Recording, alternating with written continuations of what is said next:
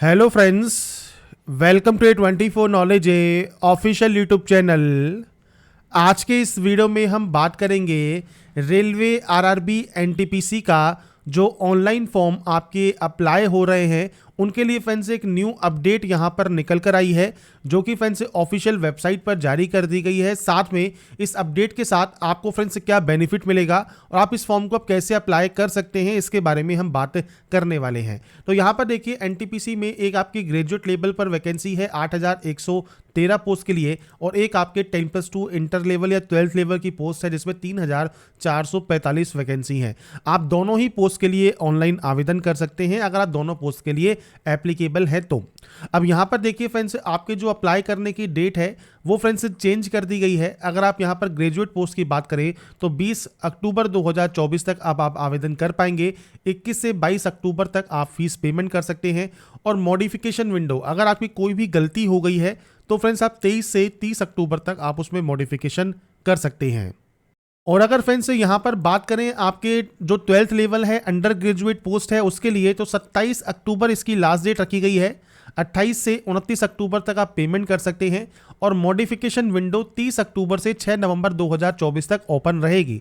तो अगर आपके फॉर्म को अप्लाई करते समय कोई भी गलती हो गई है तो आप उसे करेक्ट कर पाएंगे। अब यहाँ पर ध्यान रखिएगा, क्रिएट एन अकाउंट फॉर्म में जो भी जानकारी आप फिल करते हैं और जो चूजन आरआरबी है वो आप चेंज नहीं कर सकते। बाकी जो भी जानकारी होगी वो आप चेंज कर पाएंगे अगर कोई भी गलती आपकी किसी भी स्टेप में हो जाती है तो। अब यहां पर देखिए, सबसे बड़ा जो क्वेश्चन सबसे पहले निकल कर आता है वो आता है फ्रेंड्स आपके यहां पर कास्ट सर्टिफिकेट का। तो देखिए, यहां पर आपको कास्ट सर्टिफिकेट के जो फॉर्मेट है वो आपको यहां पर दिए गए हैं। आपको फ्रेंड्स यहां पर आना है और आपका जैसे ओबीसी एनसीएल सर्टिफिकेट है, आप इस पर क्लिक करेंगे, आपके सामने कुछ इस तरह का इंटरफेस आएगा। आप अपने सर्टिफिकेट को चेक कर लें, इसी तरह का सर्टिफिकेट आपके पास होना चाहिए जिसमें फ्रेंड्स यहां पर देखिए गवर्नमेंट ऑफ इंडिया लिखा हो, मतलब ये सेंट्रल गवर्नमेंट का है, तो आप इसे अपलोड यहां पर कर सकते हैं और ये पीडीएफ फॉर्मेट में आपका जो है अपलोड होगा। इसके अलावा फ्रेंड्स यहां पर देखिए आपको मल्टीपल एफएक्यू भी दिए गए हैं, तो आप इन एफएक्यू को भी चेक कर सकते हैं। जैसे इंग्लिश में आपको एफएक्यू चेक करना है तो आप इंग्लिश में भी एफएक्यू चेक कर सकते हैं। आपको जितनी भी जानकारी आपको इस फॉर्म को अप्लाई करते समय आ रही है वो सारी जानकारी आपको यहां पर दी गई है। आप multiple application form same RRB में अप्लाई कर सकते हैं, नहीं कर सकते हैं। इसके बाद आधार वेरिफिकेशन रिक्वायर्ड है या नहीं है। आपको फ्रेंड्स यहाँ पर जो आपका आधार कार्ड है वो आपके पास नहीं है तो आप किस आईडी से आप अपने फॉर्म को अप्लाई कर सकते हैं। अगर आप पासवर्ड भूल गए हैं तो क्या करना है, आप अपने आरआरबी को चेंज करना चाहते हैं, नहीं करना चाहते हैं, फ्री ट्रेवलिंग अथॉरिटी का जो पास है वो आपको कैसे मिलेगा, ये सब आपको जानकारी यहाँ पर दी गई है। ईबीसी सर्टिफिकेट क्या है, इसका बेनिफिट क्या है, ये सब आप यहाँ पर चेक कर सकते हैं। अब जैसे क्रूशल डेट है एससी एसटी ओबीसी ईडब्ल्यूएस का, तो फ्रेंड्स क्लोजिंग डेट पर ये काउंट होगा। अब देखिए, क्लोजिंग डेट अगर चेंज हो गई है तो ये भी फ्रेंड्स आपका चेंज हो गया है, तो क्लोजिंग डेट से पहले आपके पास ये होना जरूरी है, तो ही आप यहां पर जो है आपको बेनिफिट मिलेगा। अब बात करते हैं इसके फॉर्म अप्लाई के लिए। तो देखिए, यहां पर अप्लाई सेक्शन पर जाइए, ऑलरेडी हैव एन अकाउंट पर जब आप क्लिक करते हैं तो आप यहां से लॉगिन कर सकते हैं अगर आप पहले से रजिस्टर हैं तो। अगर आप पहले से रजिस्टर नहीं है और पहली बार अकाउंट क्रिएट कर रहे हैं तो आपसे कहा गया है कि आपको मल्टीपल रजिस्ट्रेशन करने की जरूरत नहीं है, आपको केवल एक बार ही रजिस्ट्रेशन यहां पर करना है। आप अगर रजिस्टर है पहले से तो आपको दोबारा से रजिस्ट्रेशन करने की जरूरत नहीं है। अब यहां पर देखिए, कुछ बेसिक जानकारी आपको यहां पर फिल करनी होती है जिसमें आप अपना नेशनलिटी सेलेक्ट करते हैं। आपका पूरा नाम क्या है, फुल नेम, आपका नाम आप यहां पर रिटाइप करेंगे। आपका चेंज किया हुआ नाम अगर कोई है तो यस कर सकते हैं। बस ये ध्यान रखिएगा, गैजेट नोटिफिकेशन या उसके रिलेवेंट लीगल डॉक्यूमेंटेशन आपके पास यहां पर होना चाहिए नेम चेंजिंग का। और ये friends time of DV document verification के समय आपको शो करना होगा। अगर आपने अपना नाम चेंज नहीं किया है तो आप यहां पर नो करेंगे। अब देखिए, यहां पर आपसे कहा गया है full name as recorded in matriculation 10th class की सर्टिफिकेट या मार्कशीट के अकॉर्डिंग आपको नाम आपका देना है। अगर आपके आईडी प्रूफ में नाम अलग है तो फ्रेंड्स आप अपने आईडी प्रूफ में और आधार कार्ड में अपने नाम को सही करवा लें। इसके बाद आपका डेट ऑफ बर्थ है तो इस कैलेंडर के माध्यम से डेट ऑफ बर्थ देंगे। आपका जेंडर क्या है वो आपको सेलेक्ट करना है, फादर नेम मदर नेम ये आपको देना होगा। इसके बाद फ्रेंड्स यहाँ पर देखिए, आपका नेक्स्ट ऑप्शन है आधार वेरिफिकेशन का, तो आपको आपका 12 डिजिट का आधार का नंबर यहाँ पर देना है। वेरीफाई यूजिंग आधार पर क्लिक करना है। आपकी जो जानकारी है वो आधार से सेम है तो आप माई आधार पर क्लिक करेंगे और उसके बाद यहाँ से इसे डिक्लेयर करके वेरीफाई कर लेंगे। ये तो हो गया ऑप्शन आपके आधार वेरिफिकेशन का। पर मान लीजिए फॉर्म को आप आज ही फिल कर रहे हैं और आपकी डाटा अलग है, तो उस कंडीशन में आप क्या करेंगे, यहाँ पर आप अदर आईडी को सेलेक्ट कर सकते हैं। तो आई डू नॉट हैव पर क्लिक कीजिए। आपके पास कोई भी वैलिड आईडी प्रूफ है, driving licence, passport, PAN card, आप सेलेक्ट कर लीजिए। उस आईडी का number, issuing authority, place of issue, date of issue, ये आपको यहाँ पर प्रोवाइड करना होगा। तो आपके जो भी आईडी प्रूफ है उसके अकॉर्डिंग जानकारी आप यहाँ पर प्रोवाइड करेंगे। ये फ्रेंड्स यहाँ पर प्रोवाइड करने के बाद आपका फ्रेंड्स जो भी मेल आईडी है, आपका फ्रेंड्स जो मोबाइल नंबर है वो आपको यहाँ पर एंटर करना है। Generate email OTP, generate mobile OTP आपको करना है। आपके पास जो ओटीपी आएगी वो ओटीपी आपको यहाँ पर एंटर करना है। इसके बाद फ्रेंड्स एक पासवर्ड आपको बनाना होगा। पासवर्ड फ्रेंड्स कैसा होना चाहिए, तो मैं आपको सैंपल शो कर देता हूं। कुछ इस तरह का पासवर्ड आप रखेंगे जिसमें कैपिटल लेटर यूज करेंगे, स्मॉल लेटर्स यूज करेंगे, नंबर्स यूज करेंगे और स्पेशल कैरेक्टर आप यहां पर यूज करेंगे उस पासवर्ड में। पासवर्ड जब फ्रेंड्स आप यहां पर बना लेंगे, इसके बाद आप preview and create an account करेंगे। आपका अकाउंट जैसे ही क्रिएट हो जाएगा, क्रिएट होने के बाद फ्रेंड्स आपका जो प्रोसेस है वो कंप्लीट हो जाएगा। अब ये केवल आपको एक बार ही प्रोसेस करनी है, बार बार करने की ये आपको जरूरत नहीं है। इसके बाद सिंपली होम पर जाइए और यहाँ पर आपको ऑलरेडी हैव एन अकाउंट पर क्लिक कीजिए और उसके बाद आपके मोबाइल नंबर, पासवर्ड के साथ आप लॉगिन कर लेंगे। अगर मान लीजिए आप पासवर्ड भूल गए हैं तो फॉरगेट पासवर्ड आप कर सकते हैं। Mobile number, date of birth और एक कैप्चा कोड डालिए और प्रोसीड कीजिए। आपको फ्रेंड्स आपका जो पासवर्ड है वो रीसेट करने का ऑप्शन मिल जाएगा। और अगर आपको पासवर्ड याद है तो सिंपली आप यहाँ पर लॉगिन कर सकते हैं अप्लाई करने के लिए। इसके बाद फ्रेंड्स आप यहां पर जब डैशबोर्ड पर लॉगिन होते हैं तो ऑनलाइन एप्लीकेशन पर जाइए और यहां पर देखिए आपको जो भी पोस्ट ऑनगोइंग है वो आपको यहां पर शो होती हैं।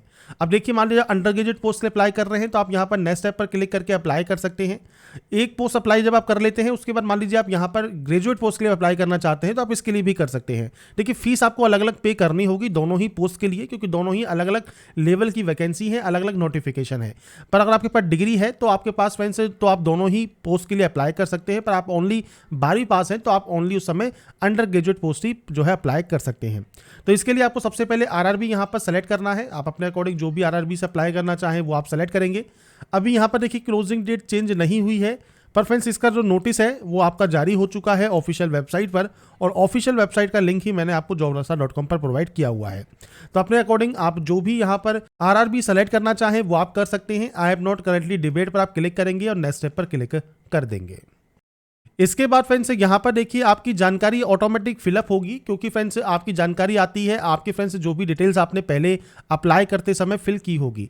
अब यहाँ पर मान लीजिए आप पहली बार अप्लाई कर रहे हैं तो ये आपको सब ऑप्शन ब्लैंक मिलेंगे। तो आपका मैरिटल स्टेटस क्या है, आपका रिलीजन क्या है, आपकी मदर टंग क्या है वो आपको सेलेक्ट करना है।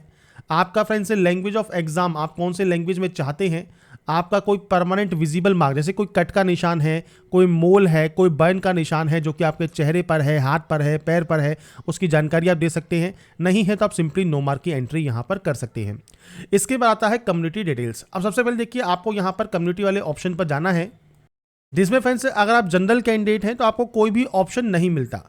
सेकेंड ऑप्शन आता है एससी का। अब देखिए एससी अगर आप है तो आपसे कहा गया है only those community which are recognised by the central government of India as SC, ST and OBC are eligible for reservation in recruitment in Indian railway. तो यहाँ पर क्लियर कहा गया है सेंट्रल गवर्नमेंट ऑफ इंडिया द्वारा जो recognise community है वही फ्रेंड्स उनको बेनिफिट मिलेगा। अगर आप स्टेट का सर्टिफिकेट अपलोड करते हैं तो हो सकता है आपको उसका बाद में बेनिफिट एससी का या आपके ओबीसी का या एसटी का आपको ना मिले। यहाँ पर देखिए आपको देना है कास्ट नेम। कास्ट नेम आपके कास्ट सर्टिफिकेट पर जो है मेंशन होगा। सर्टिफिकेट नंबर आपको देना है। इशूइंग अथॉरिटी आपको देनी है। अब देखिए फ्रेंड्स यहाँ पर आपको मल्टीपल ऑप्शंस मिलते हैं। अब हो सकता है आपके सर्टिफिकेट पर कोई मान लीजिए इशूइंग अथॉरिटी है वो इसमें नहीं है, तो फ्रेंड्स आप क्या काम कर सकते हैं, आप गूगल पर जा सकते हैं और उसके जो भी आपकी पोस्ट है जिसने भी ये इशू किया है उसके इक्विवेलेंट रैंक कौन सी है वो आप सेलेक्ट कर सकते हैं। या आप फ्रेंड्स अपनी तहसील पर जा सकते हैं, या फ्रेंड्स आप सीएससी पर जा सकते हैं, या ई मित्र पर जा सकते हैं। जो भी आपका वहाँ पर जो सर्टिफिकेट इशू करते हैं, जो बनाते हैं, उन पर जा सकते हैं और उनसे आप एक बार सलाह जरूर ले लें। देखिए किसी और से पूछने से बेटर है आपका जो स्टेट है, आपका जो यूटी है या आपका जो लोकल एरिया है वहां पर फ्रेंड्स कौन कौन इशू करता है सर्टिफिकेट, उनके अलावा। तो अगर वहां पर आप एक बार कंफर्म कर लेंगे, देखिए क्योंकि मैं आपको कुछ भी जानकारी दे दूंगा यहां पर कि आप ये सेलेक्ट कर लें या वो सेलेक्ट कर लें, या कोई और भी जानकारी देता है, पर फ्रेंड्स ये स्टेट या यूटी के अकॉर्डिंग अलग अलग हो सकते हैं। तो फ्रेंड्स पोस्ट के नेम भी देखिए जो है वो अलग अलग होते हैं। तो फ्रेंड्स आपका जो एरिया है, आपका जो भी स्टेट है, यूटी है, वहां जिससे भी आप बनवाते हैं, जो भी सीएससी है, ई मित्र है, तहसील है, या आपका जो आपका जिला मजिस्ट्रेट ऑफिस है वहाँ पर जाकर, जहाँ पर भी आप बनवाते हैं, जिनकी भी सील या मोहर लग रही है, वहाँ पर आप पूछ सकते हैं कि कौन सा इक्विवेलेंट जो उनकी रैंक है वो इसको इशू करता है। तो उसके अकॉर्डिंग ही आप जो ऑप्शन है वो आप यहाँ पर सेलेक्ट कर सकते हैं। अब देखिए, जैसे आपका एक्स्ट्रा असिस्टेंट कमिश्नर है, अब इसमें आपसे कहा गया note below the rank of first class stipendiary magistrate. तो ये आपको यहाँ पर देखना है sub divisional office of the area with the candidate his यार फैमिली नॉर्मली रेजिडाइज। तो फ्रेंड्स, ये आपको वहाँ पर सेलेक्ट करना है कि आपका जो सर्टिफिकेट है वो किसने इशू किया है। तो वो आप यहाँ पर चेक जो है लिखेंगे, किस स्टेट या यूटी से आपका जारी हुआ है, डेट ऑफ इशू क्या है, और आपको फ्रेंड्स फ्री ट्रेवलिंग पास चाहिए नहीं चाहिए, वो जानकारी आप यहाँ पर प्रोवाइड करेंगे। फ्री ट्रेवलिंग पास अगर आपको चाहिए तो आप यस करेंगे, आपका नियरेस्ट रेलवे स्टेशन कौन सा है, और आपको यहाँ पर सर्टिफिकेट अपलोड करना है। अब यहाँ पर कहा गया है पीडीएफ फॉर्मेट में। तो इसके लिए फ्रेंड्स आप गूगल पर जाकर यहाँ पर friends JPG to PDF search कर सकते हैं, और इसके बाद अपनी इमेज को आप सेलेक्ट करेंगे। सेलेक्ट करने के बाद कुछ इस तरह की इमेज आपकी आएगी। मैंने सिर्फ डेमो के तौर पर ये ओपन किया है। अगर आपका ये लैंडस्केप है तो लैंडस्केप पोर्ट्रेट में आप ले सकते हैं, अगर आपका फ्रेंड्स यहाँ पर जो पोर्ट्रेट मोड में है, और उसके बाद सिंपली कन्वर्ट टू पीडीएफ कर दीजिए, और उसके बाद आपके जो पीडीएफ है वो आपको यहाँ ऑप्शन मिल जाएगा डाउनलोड पीडीएफ का, और अपने पीडीएफ को आप डाउनलोड कर लेंगे। जब आप पीडीएफ को यहाँ पर डाउनलोड कर लेंगे, इसके बाद फ्रेंड्स आप इस आएंगे इस पोर्टल पर, और यहाँ पर फ्रेंड्स आप इसे अपलोड कर देंगे। अपलोड होने के बाद नीचे आपका एड्रेस सेक्शन है, तो फ्रेंड्स यहाँ पर आपको आपका एड्रेस देना है। मैंने यहाँ पर जो भी डाटा अभी तक एंटर की है या एंटर करने वाला हूँ, ये सिर्फ डेमो या सैंपल के तौर पर है। आपको आपकी एक्चुअल डाटा या आपको अपनी एक्चुअल जानकारी यहाँ पर फिल करनी होती है, और उसके बाद ही आप सेव एंड नेक्स्ट यहाँ से करेंगे। इसके बाद फ्रेंड्स यहाँ पर देखिए नेक्स्ट ऑप्शन आता है अब आपके फर्दर डिटेल्स का। सबसे पहले देखिए एक्स सर्विसमैन है, अगर आप एक्स सर्विसमैन हैं तो आप यस कर सकते हैं। आपका डिफेंस सर्विस कौन सा है, आर्मी है, नेवी है, एयरफोर्स है, आपकी कौन सी रैंक है, डेट ऑफ ज्वाइनिंग क्या है, आप अगर स्टिल वर्किंग है तो यस कीजिए, नहीं तो नो करेंगे। डेट ऑफ डिस्चार्ज आपको देना है, रीज़न फॉर डिस्चार्ज आपको देना होगा, क्यों आप यहाँ पर डिस्चार्ज हुए हैं, आपका डिस्चार्ज सर्टिफिकेट नंबर क्या है। अगर आपने री एम्प्लॉयमेंट लिया है एज ए एक्स सर्विसमैन तो आप यस कर सकते हैं, अभी तक आपने कोई री एम्प्लॉयमेंट नहीं लिया है तो आप नो भी कर सकते हैं। अगर आप एक्स सर्विसमैन नहीं है सिंपली आप नो कर देंगे। इसके बाद फ्रेंड्स पीएच कैटेगरी में आते हैं तो यस कर सकते हैं। टाइप ऑफ डिसेबिलिटी इनमें से कौन सा है, सब टाइप ऑफ डिसेबिलिटी कौन सा है वो आपको देना है, percentage of disability, nature of disability permanent है टेम्परेरी है, पीएच का सर्टिफिकेट नंबर क्या है, और इसके बाद पीएच सर्टिफिकेट इशू डेट क्या है, ये आपको देना होगा।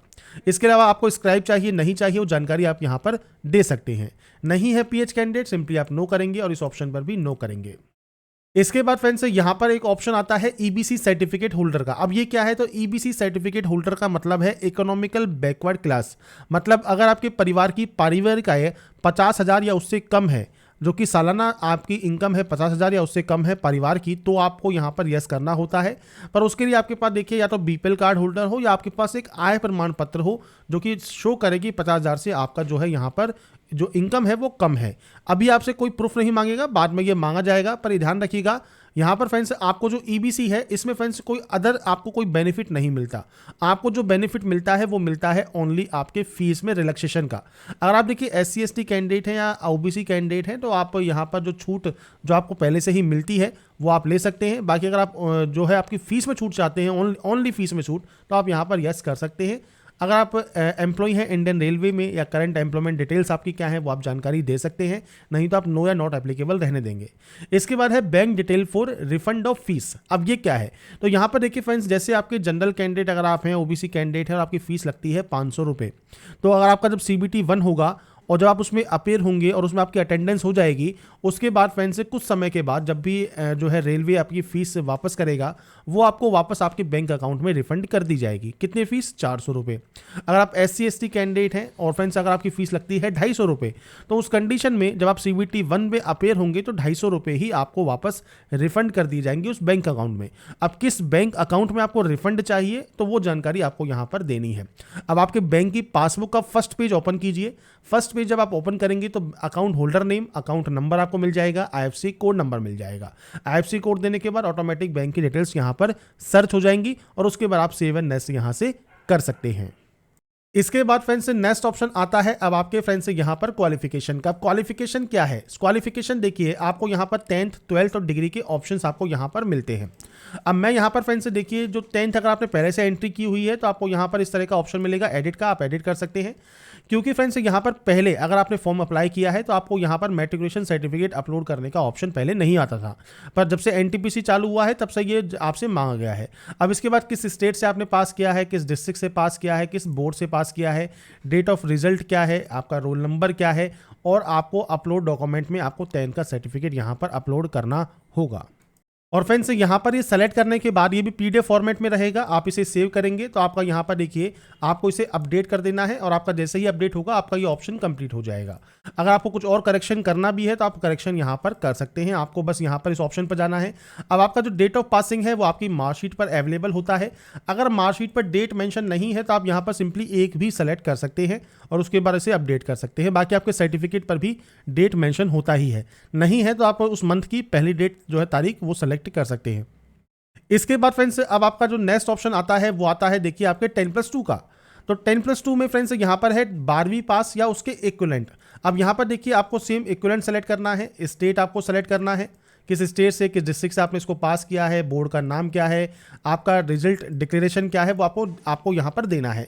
अब यहाँ पर फ्रेंड्स देखिए 10+2 और उसके इक्विवेलेंट आपको दिया गया है, और कोई डिटेल आपसे ना यहाँ पर पूछी नहीं गई है, तो यहाँ पर आपको कुछ ज़्यादा टेंशन लेने की जरूरत नहीं है। अगर आप 12th पास नहीं है, आप तो सिर्फ उसके इक्विवेलेंट पास आउट हैं, तो भी फ्रेंड्स आप यहाँ पर अपनी जानकारी को फिल कर सकते हैं, उस इक्विवेलेंट जानकारी जो आपका क्वालिफिकेशन है उसका।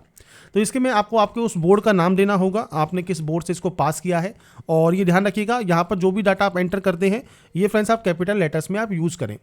इसके बाद फ्रेंड्स यहाँ पर डेट ऑफ जो रिजल्ट है वो आपको देना है। मैं सिर्फ यहाँ पर सैंपल दे रहा हूँ, आपकी जो भी एक्चुअल डाटा है वो आपको यहाँ पर एंटर करनी होगी। इसके बाद फ्रेंड्स यहाँ पर देखिए आपसे पूछता है आपकी प्रोफेंसी इंग्लिश या हिंदी में है या नहीं है। अगर आपकी टाइपिंग प्रोफेंसी है तो आप यस कर सकते हैं, नहीं है तो आप यहाँ पर नो भी कर सकते हैं। बस ये ध्यान रखिएगा जिन पोस्ट के लिए टाइपिंग प्रोफेंसी मैंडेटरी है आप उनके लिए एप्लीकेबल एलिजिबल नहीं होंगे। यहाँ पर अभी कोई आपसे सर्टिफिकेट नहीं मांगा है, क्योंकि वैसे भी आपका टाइपिंग स्किल टेस्ट होने ही वाला है, तो ये चीज़ आपको क्लियर होनी चाहिए। अगर आपके पास नहीं भी है तो आप सिंपली नो कर सकते हैं, और आपके पास है तो आप यहाँ पर यस जरूर करें। और इसके बाद फ्रेंड्स यहाँ पर आपकी जो परसेंटेज है वो आप यहाँ पर एंटर कर देंगे। परसेंटेज एंटर करने के बाद आपको यहाँ पर इसे ऐड कर देना है। जब ये आपकी ऐड हो जाएगी इसके बाद आपको डिग्री की जानकारी देनी है। अब यहाँ पर ध्यान रखिएगा 10th है, 10+2 है या उसके इक्विवेलेंट है। 10+2 प्लस इक्विवेलेंट में आपके पास 12वीं नहीं है या उसके इक्विवेलेंट कोई क्वालिफिकेशन आपके पास है, जो भी इक्विवेलेंट क्वालिफिकेशन 12वीं के समकक्ष मानी गई है वो आप दे सकते हैं। इसके बाद नीचे आप क्वालिफिकेशन पर आएंगे, क्वालिफिकेशन में डिग्री है तो आपको डिग्री का ऑप्शन मिलता है, इसमें आपको डिसिप्लिन सेलेक्ट करना है। अब सब स्ट्रीम क्या है, अब ये फ्रेंड्स जैसे मान लीजिए आपके पास है आर्ट्स, तो फ्रेंड्स आर्ट्स में आपके जो भी सब्जेक्ट्स हैं, जो मेजर सब्जेक्ट्स जो होती हैं वो आप दे सकते हैं। आपके पास मान लीजिए इंजीनियरिंग डिग्री है तो उसमें तो एक स्पेसिफिक डिसिप्लिन होता ही है, जैसे मैकेनिकल में, इलेक्ट्रिकल में, आपने सिविल में किस में किया है तो वो आपका होता ही है। सब स्ट्रीम यही है कि आपकी जो मेन स्ट्रीम है जैसे आर्ट्स है या कॉमर्स है तो उसका जो मेन आपके सब्जेक्ट्स हैं वो कौन कौन से हैं वो आप यहाँ पर दे सकते हैं। जितने भी सब्जेक्ट्स आते हैं मेनली 1-2 आप यहाँ पर एंटर कर सकते हैं। इसके बाद किस स्टेट से आपने इसको पास किया है वो जानकारी आप यहाँ पर दे सकते हैं, किस डिस्ट्रिक्ट से पास किया है, आपके कॉलेज या यूनिवर्सिटी का नाम क्या है, डेट ऑफ रिजल्ट क्या है, ये आप देंगे और उसके बाद यहाँ से ऐड कर देंगे। इसके बाद फ्रेंड्स अब आपके सामने देखिए आपके आते हैं photograph and signature upload section. अब देखिए फोटोग्राफ एंड सिग्नेचर जो आप यहाँ पर अपलोड करते हैं इसके लिए आपको सैंपल फोटोग्राफ दिए गए हैं। नॉर्मल फोटो आपको अपलोड करनी है, बस ये ध्यान रखिएगा फोटोग्राफ जो आप अपलोड करते हैं इनके लिए फ्रेंड्स आपको यहाँ पर साइज़ दिया गया है 30 से 70 KB और आपके फ्रेंड्स 30 से 70 KB है सिग्नेचर के लिए। ये बिल्कुल क्लियर होने चाहिए, ब्लर नहीं होने चाहिए, क्योंकि फ्रेंड्स फॉर्म यहाँ पर रिजेक्ट आपका हो सकता है अगर फोटोग्राफ साइन आपके बिल्कुल सही नहीं है उस कंडीशन में। इसलिए आपको ध्यान से यहाँ पर फोटोग्राफ एंड सिग्नेचर को अपलोड करना है। तो इसके लिए फ्रेंड्स मैं आपके सामने देखिए यहाँ पर फोटोग्राफ सिग्नेचर जो भी आप यहाँ पर अपलोड करना चाहें आपको यहाँ पर देखिए mm में और पिक्सल में वैल्यू दी गई है। अब देखिए 320 है हाइट, 240 है आपकी विड्थ। सिग्नेचर के लिए 60 है आपका हाइट और 140 है आपकी विड्थ। तो यहाँ पर फ्रेंड्स आप कोई भी जो है ऐप ओपन कर सकते हैं, इसमें अपनी फोटो या सिग्नेचर को आप ओपन कर लें। अब जैसे यहाँ पर हाइट मांगी है 320 तो आपको यहाँ पर हाइट में 320 एंटर करना है, 320। इसके बाद विड्थ मांगी है 240 तो आप यहाँ पर 240 की एंट्री करेंगे। पर ये जो जानकारी हम फिल कर रहे हैं ये कर रहे हैं हम पिक्सल में, तो आपको यहाँ पर भी पिक्सल ही सेलेक्ट करना है। अगर आप mm में कर रहे हैं तो आप mm भी सेलेक्ट कर सकते हैं। फॉर्मेट आपका JPG रहेगा तो JPG आप सेलेक्ट कर सकते हैं, JPG या JPEG जो भी आप सेलेक्ट करना चाहें। उसके बाद साइज़ क्या रिक्वायर्ड चाहिए आपको। मान लीजिए आप 60 KB इसको रख देते हैं कि 60 KB में आपको चाहिए, क्योंकि 30 से 70 KB में आप फोटोग्राफ या सिग्नेचर अपलोड कर सकते हैं। नेक्स्ट डाउनलोड पर क्लिक कीजिए, फाइल आपकी देखिए डाउनलोड हो जाएगी। डाउनलोड इमेज पर क्लिक करने के बाद आप यहाँ पर इसे दोबारा से रीअपलोड कर सकते हैं। अगर आपको लगता है कि ये ब्लर है तो ही आप यहाँ पर इसे अपलोड कीजिएगा। इसके बाद ऐसे ही आपको सिग्नेचर भी आपको रीअपलोड करना है, अगर आपको लगता है कि ये बिल्कुल स्पेसिफिकेशन में सही नहीं है। अगर आपको फिर भी फोटोग्राफ एंड सिग्नेचर को अपलोड करने में कोई प्रॉब्लम आती है तो फ्रेंड्स आप हमें कमेंट कर सकते हैं, साथ में हमारे टेलीग्राम ग्रुप पर भी आप हमें कमेंट कर सकते हैं, या हमें आप फ्रेंड्स यहाँ पर वीडियो डिस्क्रिप्शन में, जो आपको नीचे वीडियो डिस्क्रिप्शन में लिंक दिया गया है, वहाँ पर भी आपको फ्रेंड्स मेल ID मिल जाएगी, वहाँ से आप हमें मेल कर सकते हैं। इसके बाद फ्रेंड्स आपको यहाँ से जो नेक्स्ट स्टेप है, सेव करने के बाद जब आपके सामने ये ओपन होता है, अब आपके सामने यहाँ पर देखिए जो भी RRB आपने सेलेक्ट किया है उसके अकॉर्डिंग आपको एलिजिबल पोस्ट यहाँ पर मिलती है। आप जिन जिन पोस्ट के लिए एप्लीकेबल है ये ऑटोमेटिक आएगा, इसमें आप कुछ नहीं कर सकते। अब देखिए फ्रेंड्स, अगर आपको यहाँ पर कुछ एक एरर शो करता है कि you are not eligible for this post या फॉर दिस रिक्रूटमेंट, तो आपको करना क्या है, आपको फ्रेंड्स दोबारा से बैक जाना है। आपको फ्रेंड्स जो क्वालिफिकेशन क्राइटेरिया है उसको आप चेक करें दोबारा से, और उसके बाद उसे यहाँ पर दोबारा से एक बार एडिट करके उसे सेव कर दें, अपडेट कर दें। क्योंकि कई बार क्या होता है कि क्वालिफिकेशन सही से ऐड नहीं होती है, तो वो भी आपको ये जो प्रीव्यू सेक्शन है उसमें आपको जो है जानकारी सही से फिल या सही से शो आपको नहीं करती, या पोस्ट आपको शो नहीं करते। तो सेव करना ज़रूरी है। अगर आप सिंपली नेक्स्ट करेंगे तो भी वो एरर आ सकता है। या आप अपनी उस पोस्ट की नोटिफिकेशन को चेक करें, आपने जो भी RRB सेलेक्ट किया, जैसे हमने RRB मान लीजिए अजमेर से हम फॉर्म को अप्लाई कर रहे हैं, उस अजमेर RRB में अगर मान लीजिए आपके अकॉर्डिंग या आप जो भी क्वालिफिकेशन है वो पोस्ट नहीं है, तो भी फ्रेंड्स आपको हो सकता है वो पोस्ट आपको शो ना करे, या आप अपनी जो आपकी एज लिमिट है वो भी आप चेक जरूर कर लें। क्योंकि आप पर्सनल डिटेल में, अदर डिटेल में, क्वालिफिकेशन में, प्रोफाइल डॉक्यूमेंट में जो भी जानकारी एंटर करेंगे उसके अकॉर्डिंग ही आपको ये ऑप्शन देखने को मिलेगा। इसके बाद अपनी यहाँ पर प्रेफरेंस को आप यहाँ पर ऐड कर सकते हैं, जो भी प्रेफरेंस आप देना चाहें। इसके बाद आप यहाँ से इसे डिक्लेयर करेंगे, हियर बाय डिक्लेयर पर क्लिक करेंगे, प्लेस का नाम मेंशन करेंगे, उसके बाद सेव एंड प्रीव्यू एप्लीकेशन आप यहाँ से कर लेंगे। इसके बाद फ्रेंड्स प्रीव्यू चेक करने के बाद अगर आपको लगता है कोई भी गलती आपकी हो गई है तो फ्रेंड्स एडिट का ऑप्शन आपको दिया गया है, आप एडिट जरूर कर लें। अगर आपको लगता है कोई भी गलती नहीं है तो आप आई हैव रीचेक पर क्लिक करेंगे और सबमिट कर देंगे। बस ये ध्यान रखिएगा, सबमिट करने से पहले एक बार डाटा को चेक जरूर कर लें। कोई भी गलती मान लीजिए आपकी रह जाती है तो आप करेक्शन डेट पर अपने फॉर्म को करेक्शन कर सकते हैं, पर ये ध्यान रखिएगा उसमें फ्रेंड्स आपको फीस देनी होगी 250 रुपये। अगर आप 250 रुपये देना नहीं चाहते हैं, एक बार फॉर्म को सही से अप्लाई करना चाहते हैं, तो अप्लाई करने से पहले जितनी भी आपकी डिटेल्स है वो आप चेक जरूर कर सकते हैं। और इसके बाद फ्रेंड्स लास्ट में आप इसे फाइनल सबमिट यहां से कर देंगे, जिससे आपका नेक्स्ट स्टेप ओपन हो जाएगा। सबमिट होने के बाद फ्रेंड्स अब आपको यहां पर देखिए जो पेमेंट है, जो भी आपका पेमेंट लगता है वो आपको यहां पर शो होगा। अब आपको पे विद रेजर पे का ऑप्शन मिलता है, आप इस ऑप्शन पर क्लिक करेंगे।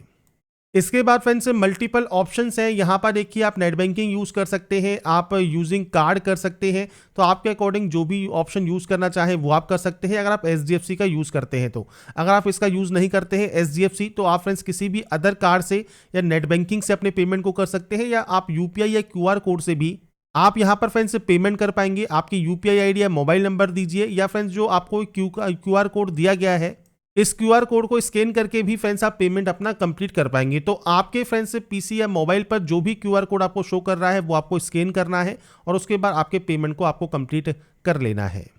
तो यहाँ पर फ्रेंड्स जैसे ही आपका पेमेंट कंप्लीट होगा, पेमेंट सक्सेसफुल होगा, आपके सामने पेमेंट स्लिप आ जाएगी, जहाँ पर देखिए जो अमाउंट है वो आपका यहाँ पर आपको शो करेगा पेड, जो स्टेटस आप चेक कर पाएंगे। इसके बाद फ्रेंड्स आप इस प्रिंट वाले ऑप्शन पर क्लिक कर सकते हैं आपकी प्रिंट की रिसिप्ट को सेव करने के लिए। इसके बाद फ्रेंड्स यहाँ पर देखिए जो माई एप्लीकेशन सेक्शन है, यहाँ पर आपको पोस्ट नेम जो कि NTPC ग्रेजुएट पोस्ट है, इसमें देखिए पेमेंट स्टेटस आपका कंप्लीट है, और इसमें फ्रेंड्स आपको व्यू एप्लीकेशन का ऑप्शन मिलता है। यहाँ से आप अपने एप्लीकेशन फॉर्म का जो प्रिंट आउट है वो सेव या डाउनलोड करके आप अपने पास रख सकते हैं। तो यहाँ पर फ्रेंड्स मैंने आपको जानकारी प्रोवाइड कर दी है कैसे आप railway recruitment board RRB NTPC online form fill up 2024 आप कर सकते हैं ग्रेजुएट लेवल के लिए या 10+2 लेवल के लिए। अगर आपको हमारी अपडेट पसंद आई है, आप चाहते हैं ऐसे ही रेगुलर अपडेट्स आपको लगातार मिल सके, तो इसके लिए लाइक सब्सक्राइब से जरूर कीजिए। बाकी की जानकारी के लिए ऐसे ही बने रहिए हमारे साथ, देखते रहिए हमारा YouTube channel. Thanks for watching.